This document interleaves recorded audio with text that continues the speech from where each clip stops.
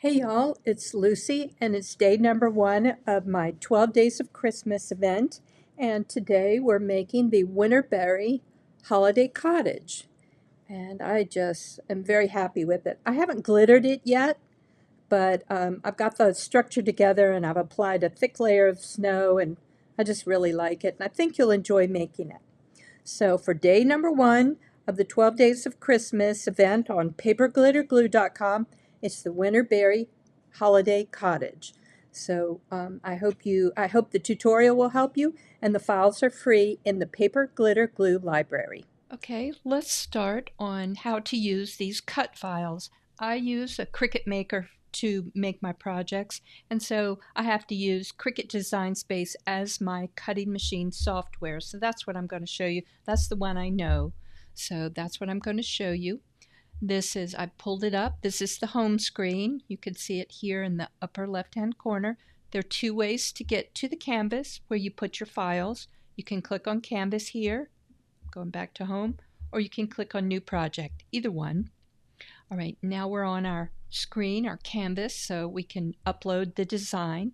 The upload button is in the lower left-hand corner, upload, and then the next is upload image, followed by browse. The green button kind of guides you where you need to go. There are two SVG files for the Winterberry Holiday Cottage. Let's do the one that's stacked by colors first. So I'm going to click on it and then open.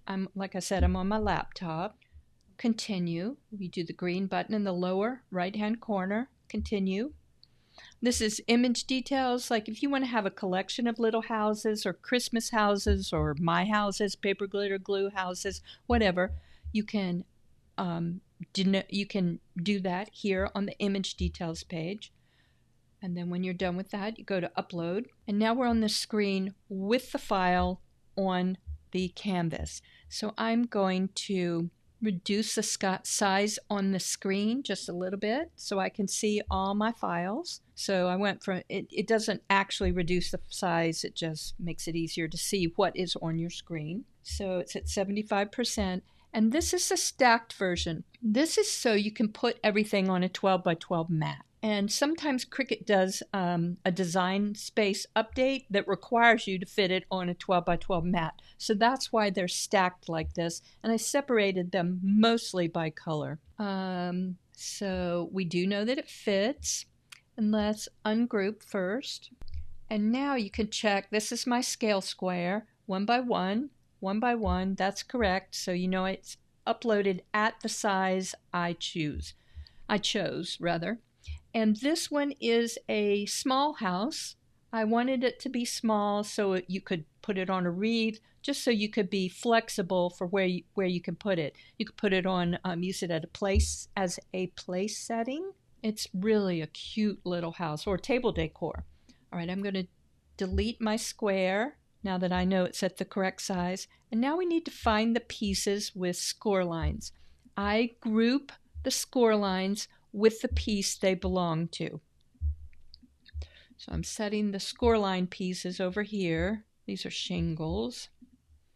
And this is kind of the base and the fence. I designed kind of a really cool wall to go around this little house. So I'm going to ungroup that so I can choose the pieces with score lines.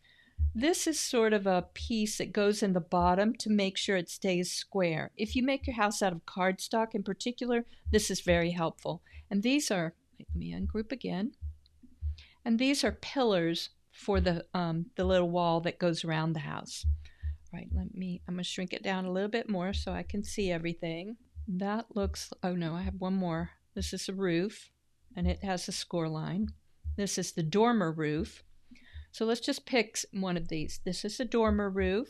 So I click on it, and under this layers panel on the right, I'm going to click this little arrow so that it's a down arrow, and you can see this one line. That one line is the score line.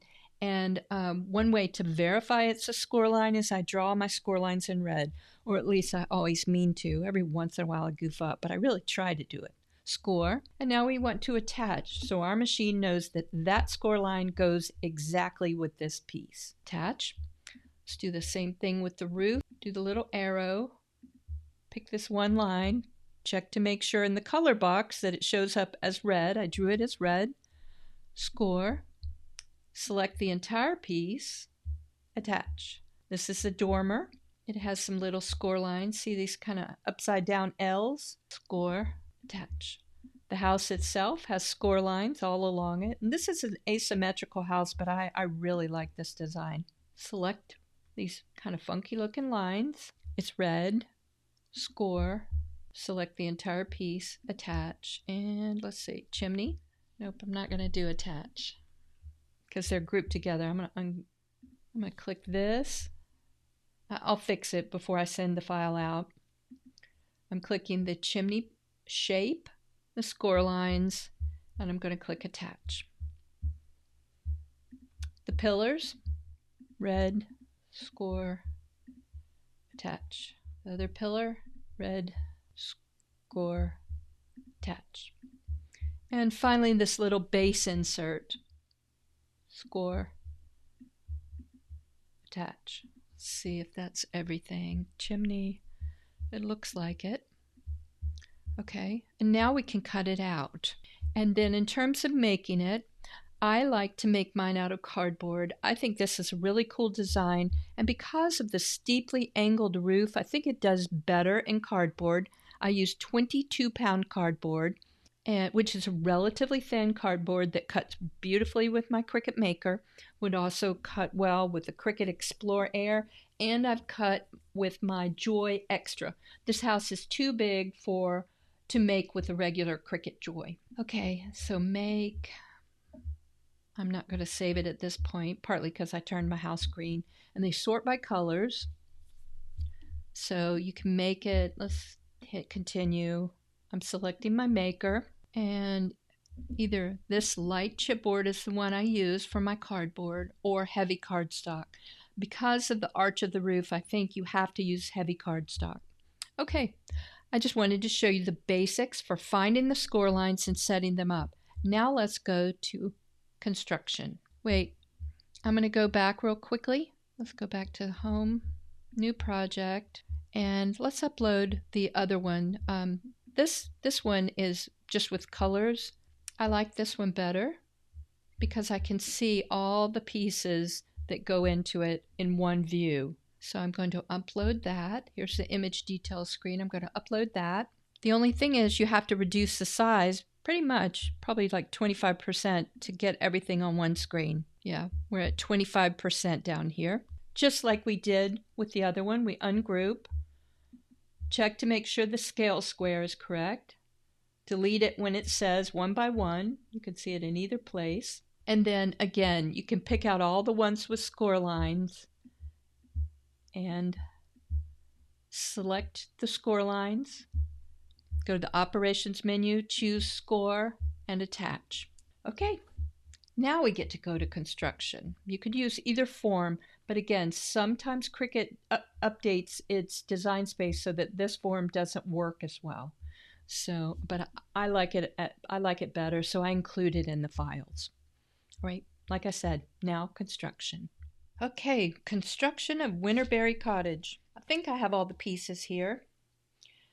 This is the main body of the house, and I made mine out of cardboard, as you can see. Let me get some cat hair off. And I painted it with there you can sort of see some of the texture. I painted it with a paint that had some sand in it because I wanted it to look like plaster, which I really like. But the only thing is it makes it a little harder to glue things on, so I'm going to show you kind of a little trick for that, or a little technique to kind of help you out with that. This is going to be the walls, and they will go like this. And I can paint, if the edges don't look exactly right, I can add a little paint there. And then the pillar will go in the front, the little pillar for the wall. I really like this wall. These are the shingles. This is the roof line, and this is the main structure of the house. Okay, the very first thing you have to do is fold along all the score lines. And you have to do that before you paint, because once you paint, it obscures the lines and it makes it much harder to find them. The other thing, because this is such a steeply arched roof, you have to bend the cardboard or cardstock so that it has a nice arch to it. And I do that by just gently kind of walking down to make an arch. And that way it will fit behind the house facade, the front of the house. And you have to do that on this one as well, the shorter one. So you see it's got a nice curve to it. And let me see. This is a cardstock version, and you do the same thing with the cardstock version. It's a little easier to bend, but it's even more critical because the cardstock is a little more flexible. So you want it to be able to fit behind this well. So I'll show you how to glue the cardstock in a minute. And I checked it out so I could make sure that cardstock would work with this house. And this is 1 10-pound cardstock. So use a heavier cardstock if you want the roof to fit. The other thing is you have to do exactly the same curve on the roof line. I'm going to cover most of this with snow. So it needs to have a sharp peak here and a really good curve. You don't want to do it so much that you actually form a crease. You just want a curve, and that's why I kind of walk it down to do that. There. Nice curve. And you have to do the same thing. This is a really cute little dormer. You have to do the same thing with the dormer roof. I think the dormer adds a great detail, so I'll kind of walk it down, fold here, walk it down. And you can see sometimes when I paint before construction, I do that because I'm a very messy painter.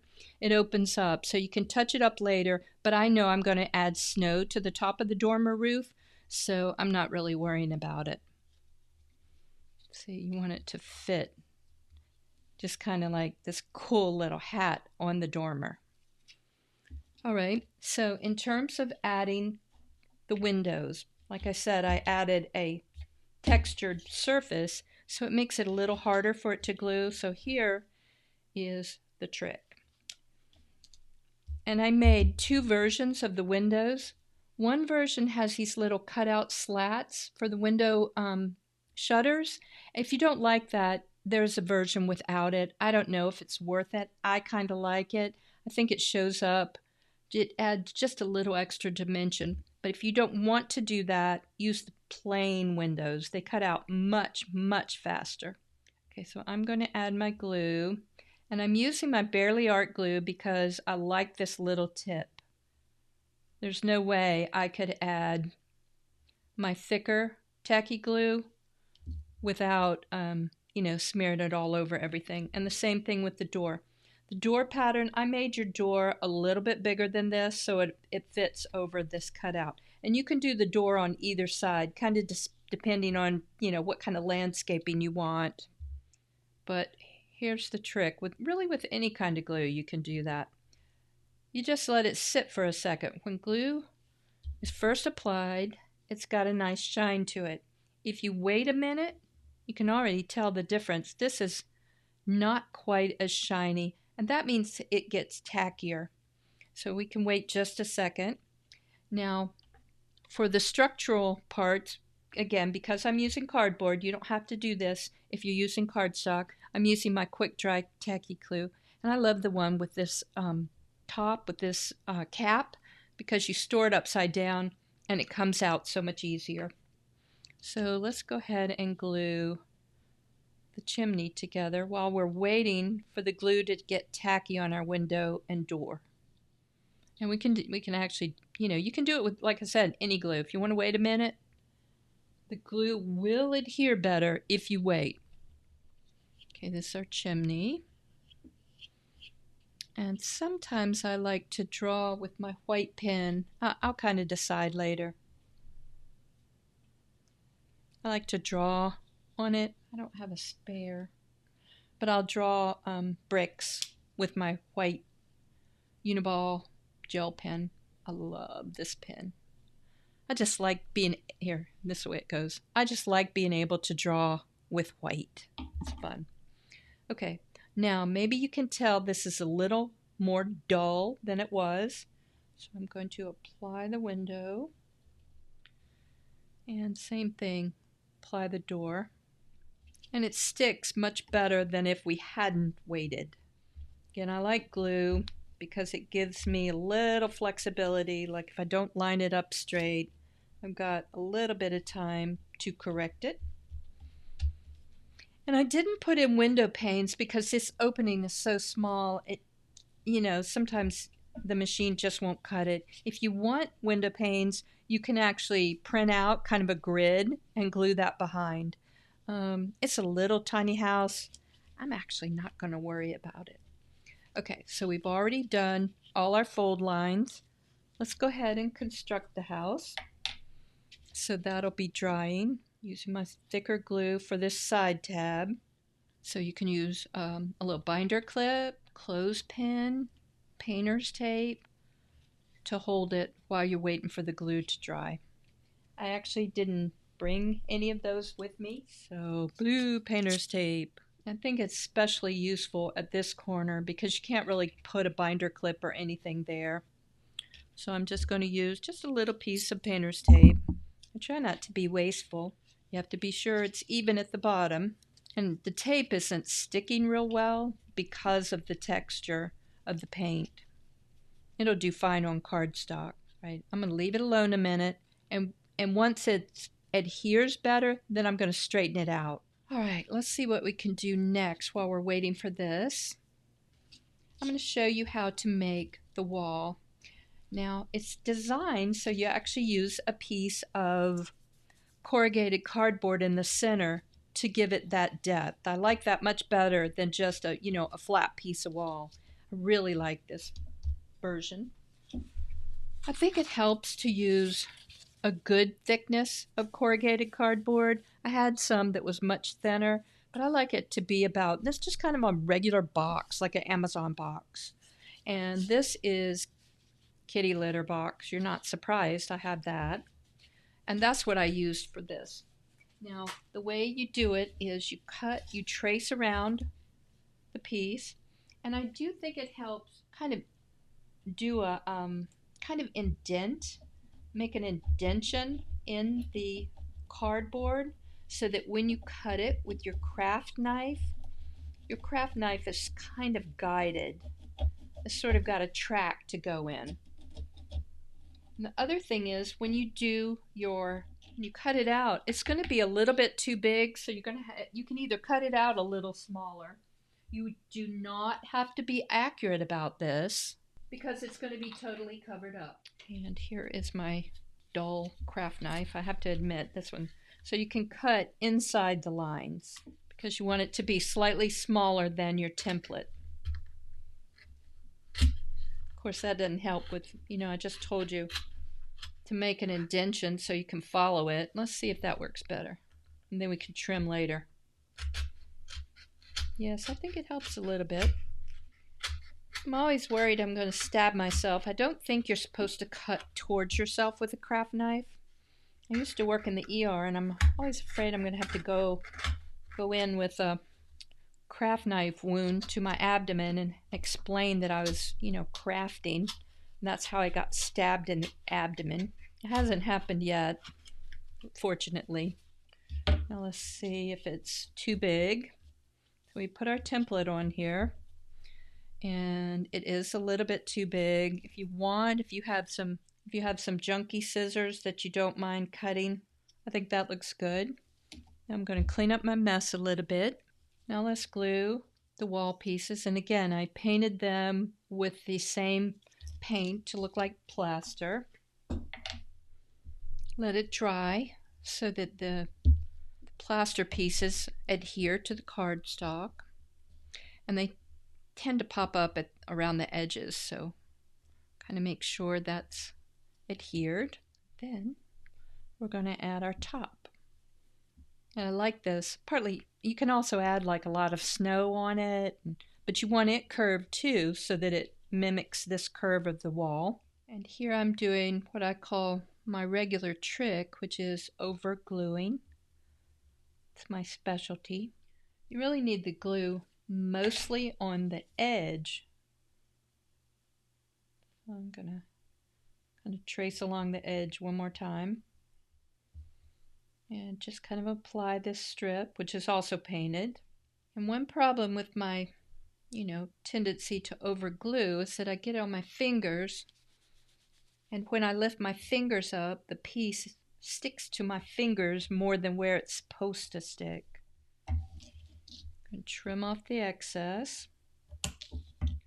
Hold this down. Doesn't that make a nice wall? Now you have to plan how you're going to put the wall on your base. Let me get my base and I'll show you my plan. This is like cardboard covered with paper, and again, mostly it's going to be covered up by snow. So one piece goes here. I'm going to put this raw edge against this one, and I covered up the side edges of the back piece. There wasn't enough room to include 4 pillars. If I'd done a bigger base, I could have had a pillar at each corner, but I didn't really leave enough room for that. Get the one that's dry while this is drying. So this raw edge is going against the back one, and then I'm going to put a pillar here. All right, so now we've got our fence done. All right, now I have to show you how the roof works. Okay, remember I showed you a background piece, a base piece. So if you want to guarantee that your house stays square, you can cut this out and insert it in the base. And it helps hold your house square. I don't usually do that, but somebody asked me to do it, and I really think it's a good idea, especially with cardstock houses. Right now, I'm just going to leave it. I haven't glued it in. But I'm just going to leave it to help hold it square while I do the roof. Now this roof is tricky because this one has a very steep angle and this one is not quite as steep. So what I do is I actually glue the top together. These pieces do not quite go to the top because you have to kind of push them down to get the arch right. I'll show you. Okay, let's glue the top together and try to make sure that it's lined up, that it's not, it's got to be lined up right, just right. So each edge, they should match exactly. And again, I think this is a binder clip. Let me go get a binder clip and wipe off glue. Line it up.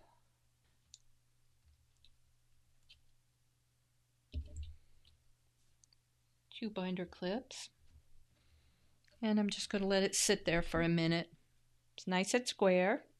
Now we're going to do the same thing with the chimney, with the dormer. Remember, you got to kind of gently bend these roof supports behind the dormer. And we'll glue that one, and we'll use a little binder clip for this one. There we go. And see, this doesn't show, and we'll add glue behind here once this is nice and dry. And we'll do the same thing on the main house, but we have to really line it up right. So we have to kind of, squish it down. You see? So it won't show. I have to kind of ooch it down a little bit. Okay, let's go ahead and add some glue to this little edge on the dormer. Make sure that doesn't really show in the front. And we'll just kind of apply a little bit of pressure so that this edge adheres. It just makes it stronger. Now let's add glue so behind these curved edges of the house so we can, and this is one reason I don't use a base very often, is because these pieces help hold it square. They don't totally solve the problem. It can pooch out a little bit here and here, but it definitely keeps these two sides parallel So when you push it down, it wants to angle, so you just kind of have to keep straightening it out. I'm just going to kind of smear it on the inside curves, so whenever it wiggles, it'll get glue in the right place. And this is kind of tricky, but I just love this shape so much. I just think it looks Christmassy and magical, like a winter village. So I think it's kind of worth the little aggravation. Okay, pushing it down, tucking that in. There we go. I think it's simpler on cardstock, partly because the paper's more flexible, but you still need to bend it. You need to arch it. You need to gently curve it. Let's glue the top together again. We won't need nearly as much glue. Match up the edges. Binder clip. Make sure they're all lined up. Now, squish it down. This one has to be arched more. That's the real trick. Glue on the edges. Hold it around the tips. And it's actually much easier with cardstock. So I wanted to show you on my cardstock prototype. See, much easier with cardstock. Okay, I've got a cardstock one that's dry. So I can go ahead and show you how to get the roof on. So again, we've curved it, and I've gently curved each side, and we know it's going to fit. Doesn't it look good? Now add a bead of glue along the edge. Okay, center it over the peak. Then you want the overhang to be either equal or a little bit more in the front than the back. I like a big overhang. And of course, with my over glue tendency, I have to mop up some glue. Now this one would be hard to tape to hold, so I think basically you're stuck for a minute or two just holding it because of this steep arch. Now let's add the cardboard version. Glue along the roof edge. I should put the back one on first so that if it drips, see, like, I don't want it to drip to the front of the house. I should have done the back of the house first. It's funny the things you learn when you do stuff every time you do it, even if you've made this house, multiple times before. Okay, here we go. See if I can line it up right. See how it looks. Make sure it's straight. See, doesn't it look good? This red roof. I'm going to add shingles to it once I know this is well adhered. And I'll show you. First we're going to add the chimney, and then we're going to add the dormer. And I think it's much easier to add the dormer before you glue it to the house.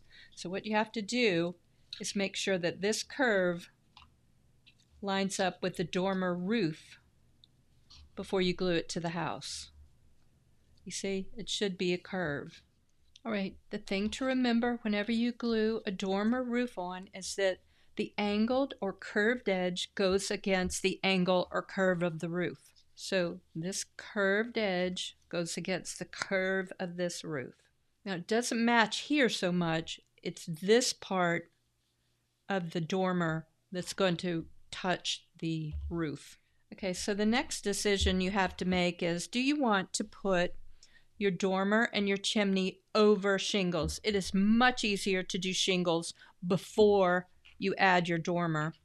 And in fact, a lot of times, if I don't have a complicated roof line, I will add the shingles first, but because we had to get this curve, I don't think it pays to add the shingles, with all this going on. All right, chimney. Now, one thing about the chimney is, part of it is this always sticks out a little bit. It's going to be embedded in snow. There's going to be shingles and snow. So it's important to put the chimney where it's straight. You see, if you angle it if you put it in this part of the curve, it doesn't stand up straight. If you put it up too high, it kind of tilts outward. So it really goes just about an inch down. So kind of pay attention to that. Slide your chimney along the curve of the roof so you can see where it fits the best. Apply glue to the bottom of the chimney. Just kind of holding it. Oh. And look at it from this angle too, so you don't tilt it forward or backwards. So one of the situations where I probably should have let the glue set for a moment. Let's do that for the dormer. To the back of the dormer, so we can let it start to get a little tacky, so it will stick better. Okay, I'm hoping this is tacky enough. Let's figure out the angle it's going to go at. Okay, we'll be back in a few minutes once these pieces are adhered. Now that the chimney is glued on and the front dormer is glued on, you can see I actually didn't make it, I didn't glue it on quite as well as I liked, but that's what happens. So now let's add the chimney topper, and again, this will be covered up with snow. I'm going to use my thick glue for my cardstock version, my tacky glue.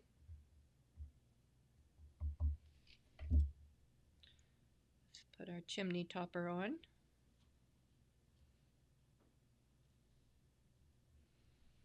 And now let's start adding some shingles. You don't have to do shingles. It looks good without it. But like here's an early version I did. I just like the texture. Even if you've got snow covering up half of it, I really like the texture. But like I said, it looks good without it, so you don't have to do that. Let's see. I'm going to use one of my cardstock to kind of prop it up so you can see what I'm doing. And there are two sets of files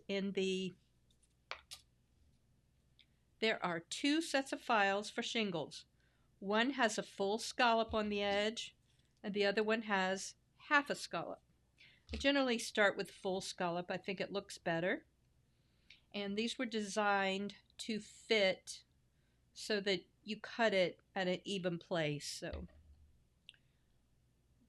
you can cut it before or after, but I think I'm going to cut it before. And then when we use the half one, they'll stagger, and I like that effect too. So again, I'm using my thicker glue. You wouldn't have to do that with a cardstock version, but cardboard to cardboard, it really helps. And then we'll have to kind of figure out, sort of trim it in place around the dormer and the dormer roof. And I like it, let me show you, I like it to just barely hang over the edge. I'm moving it down. It's hard to see because it's red on red, but I'm moving it down just a little bit. And if you're worried about it popping up, we can use a not paper clip, a clothespin or a little binder clip.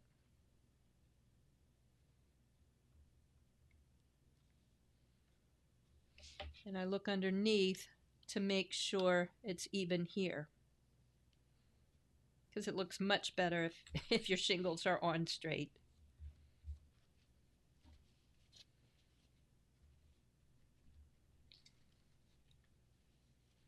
I don't know how I smear glue everywhere, every time. Okay, let's make sure I didn't shift it too much. No, that looks good. All right, I'm going to take this off. And then I'm going to get the half shingle. And that one, I'm going to trim it halfway.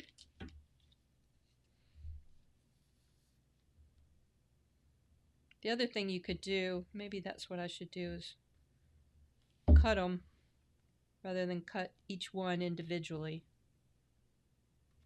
You know, cut a bunch at one time.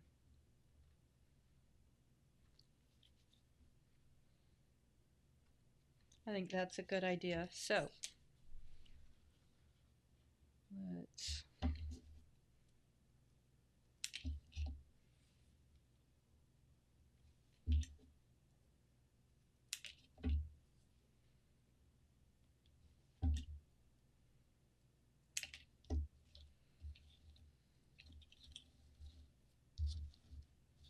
then we'll stack the ones with the full scallop in one place and the half scallop in another line.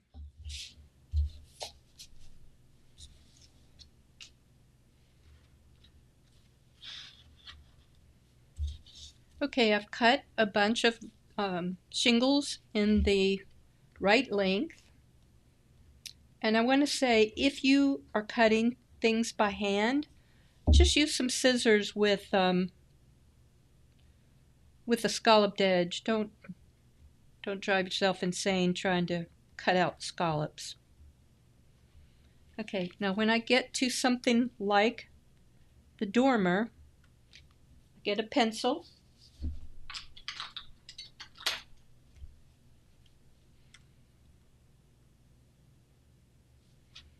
And I measure how wide it is. I give myself a little extra room. See how far I want to go up.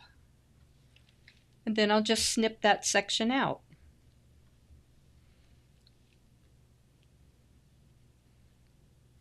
So it'll fit around the dormer.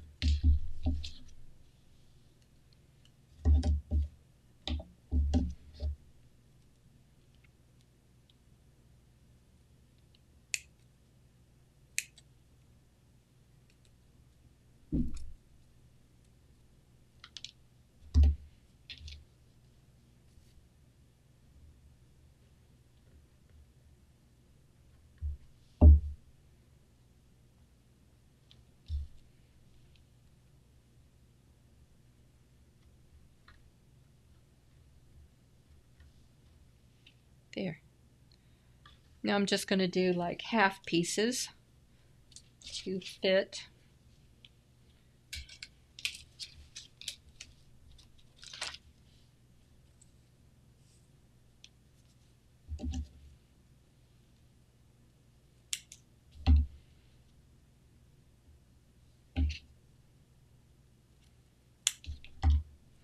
Yeah, this is fiddly.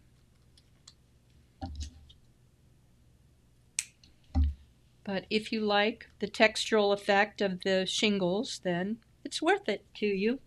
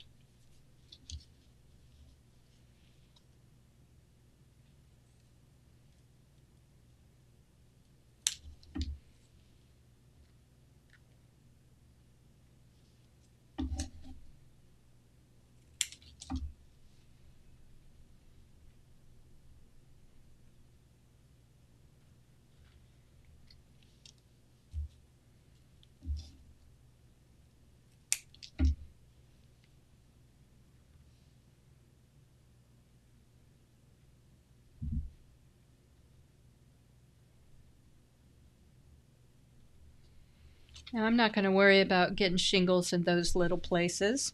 I am going to get shingles on these outside pieces though. Did not add enough glue. Alley Cat, you have been so good until now.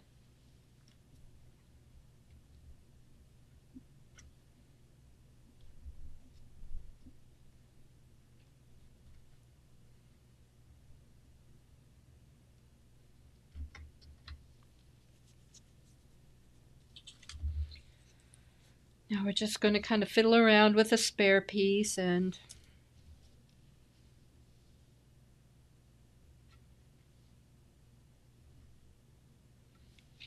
cut it for the angles. So what I'm going to do is cut it too big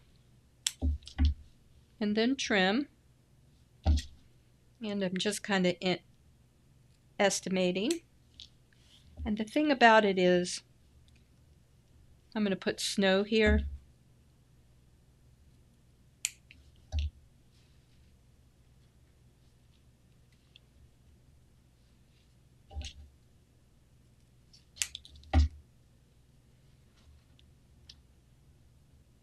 there. So my precision will not be as critical. See if we can get some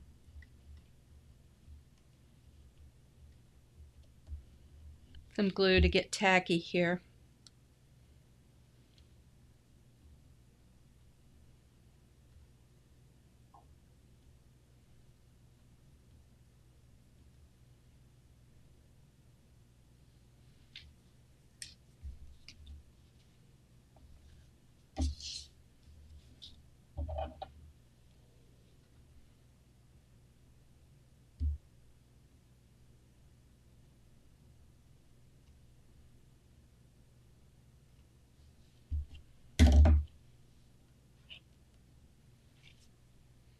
We only need a tiny piece over here.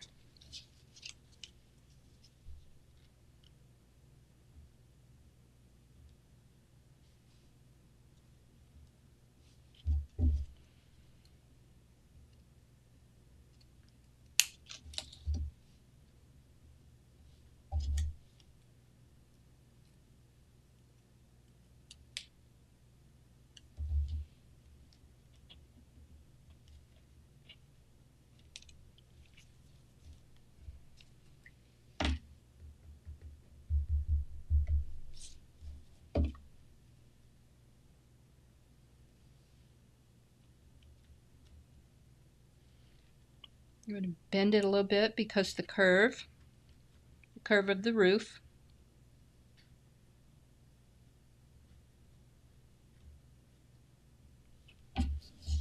Trim a little more.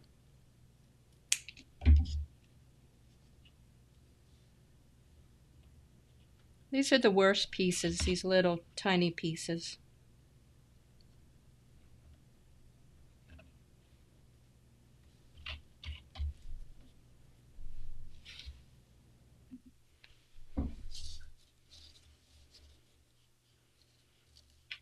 Now I'm going to continue piecing the shingles, and I'll show you when I get done. I just wanted to show you this little piece that fits on top of the dormer. The last piece worked out to, it needed one little V-shaped cutout so it fit the top roof of the dormer. And I've been kind of messy about this. You might be more precise, or you might be, even more relaxed than I am. And because I've trimmed so many of these sides, I'll paint over them with a little bit of red when I'm done. I'll do exactly the same thing on the other side with the fireplace, with the chimney, but you can see the chimney's not fussy like that. We just cut out some straight lines. We don't have to worry about these angles on the dormer. All right. Now I'm going to continue, and again, I will show you when I'm done.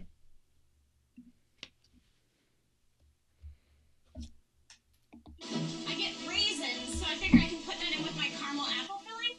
When you go to the fair in the fall and you get that caramel apple covered in raisins, nothing is better.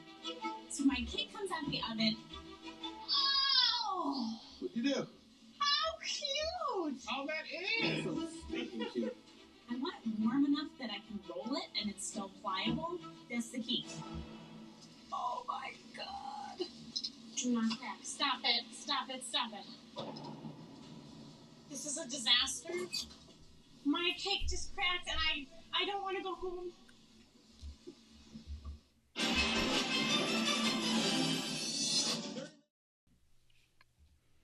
Well, here is the finished Winterberry Cottage.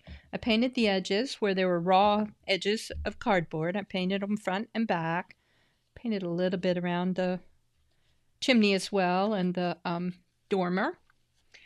And I checked. It's nice square shape, so I'm not going to use the little insert base.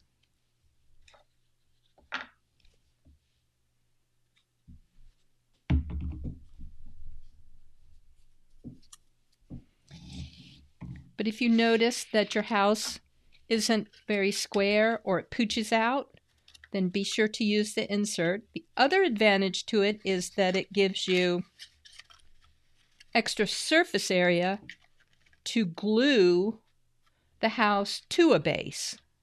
So you have much more surface area than just the edge. So that's the other advantage of using this insert. This is my cardboard base. I picked kind of a neutral cover. It's a neutral color. I'm going to, it's like 3 layers of corrugated cardboard covered with paper and painted, just kind of, like I said, a neutral color. And it's mostly going to be snow, so this blue isn't really going to show. So let's get our tacky glue, our stronger glue again. I'm going to apply it to the bottom.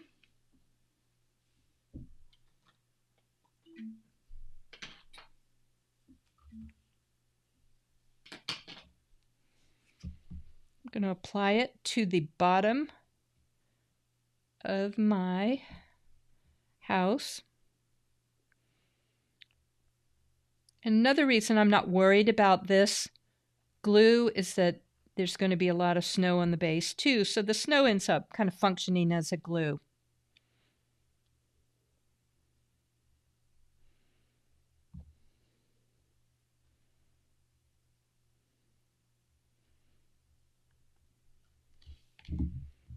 Okay, let's put the house down the correct way. So I'm going to pull it forward about as much as I can. Sort of depends where you put the hole in the bottom. I'm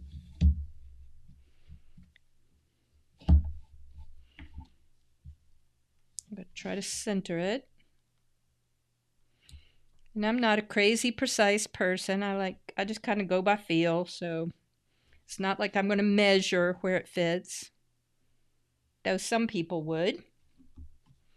Okay, now we can add our fence, our kind of stone wall. So remember, we made that with a piece of corrugated cardboard in the middle to give it some depth. Covered the top with the strip. And let's apply a lot of glue to the bottom of it. I'm going to move my house out of the way. I'm going to try to center that. Again, I'm not really measuring. I'm just kind of holding it in place. Squishing it down. All right. And remember, I've got 2 open areas. One area goes to the back of this piece, and the other will be covered by a pillar.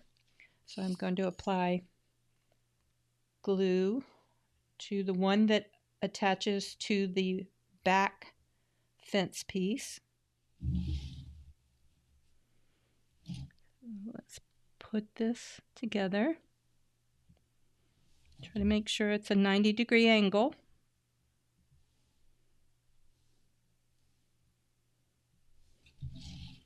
Let's do the same with this piece. Okay, now we do pillars. One thing about the pillars is I try to put the glue seam, let me see, I don't think you can see it. There, now you can see that's the seam. I try to put that in the back. I'm going to apply this glue in the middle, and then at the bottom of the pillar, there's one pillar. This is the back piece. The glue seam, rather. And I'm applying it to the pillar rather than to the stone wall, because the stone wall is not dry yet and I don't want to move it too much. So that's why I'm doing it this way.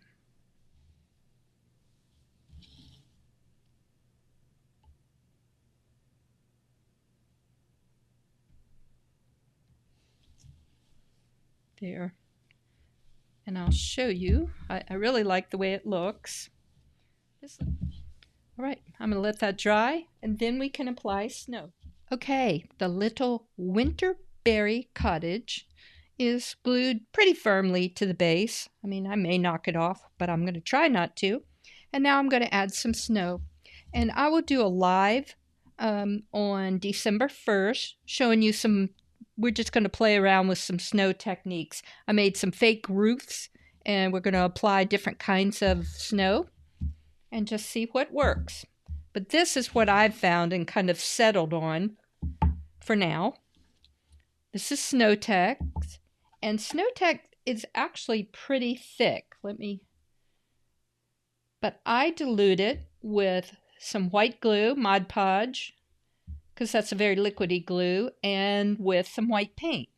And that's because I like it to kind of drip. I don't know if you could see. It's hard to drip on an angle. But you'll see on the roof when I apply it. You need a stiff brush. And this is a fairly stiff brush, one of my beat up brushes. Since you're going to be touching the house, try not to have snow on your fingers. Let me go wash this off. I don't even know how I do that every single time. Okay, I've got shoot. So I tried to wipe it off with a paper towel, and my paper towel has snow on it. And I'm going to start at the top. We can actually apply some. I really like it mounded up on top of the chimney. I think that looks really good. Let me see if I can kind of show you from the side. See how it's kind of heaped up? But still pretty smooth. Okay. Now I kind of use my brush sort of as a spatula, and the snow kind of drips down. Now some people could probably paint it really nice little curves like this, but I cannot, and that is why I make my snow kind of flexible. And when I'm trying to get it close to the wall or the chimney, I push from far away. I don't paint right by the chimney. So I want some snow here, right in that area. So I'm going to try to just kind of push it so it'll mound around the top end of the chimney.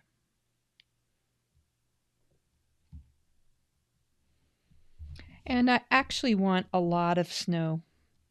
Sometimes I just do a little bit at the top, but I want this one to be really snowy. And because it's flexible, it'll kind of smooth out and make a smooth layer. Now I know we went through all that trouble of applying the shingles, and that's why I'm saying you don't actually have to do that if you're going to use a lot of snow. Or I guess you could just do them like halfway. Just do them right up to the dormer, because this was the hard part, the fiddly part around the root, around the angled. Okay, now there's not going to be any snow underneath. The dormer roof protects that part. Okay, I'm going to stop for now. Let's turn it over. See how it kind of oots down and it's pretty smooth? One nice thing about having a hole, wait, let me see if I can show you without dumping everything. A hole in the bottom is that it's easy to hold the house. I'm going to do this next. This always scares me because I'm messy. I'm going to try to apply it at the base of the house. I really don't want a lot of the blue to show. I didn't want green because, it's not summertime. And then at some point I will add some Christmas trees. One of my friends painted a snow angel when she did the snow at the base of her house. I really liked that idea. Let's try to smooth this out like somebody's shoveled the snow a bit close to the door. There is the house all covered, and like I said, I like a thick rim here. Yeah, I'm going to let it dry. If you want to add a little snow in the windows, here I'm going to try to put it down safely again.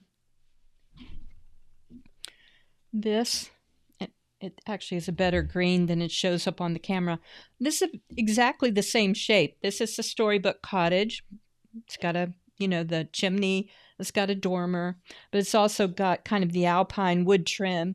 But I did manage to put snow kind of in the corners of the window, and I will probably try to do that, but I'm not going to do it until it dries, because every time I touch it, I get, snow on my hands, and I'm going to get it in the wrong place. So I'm going to use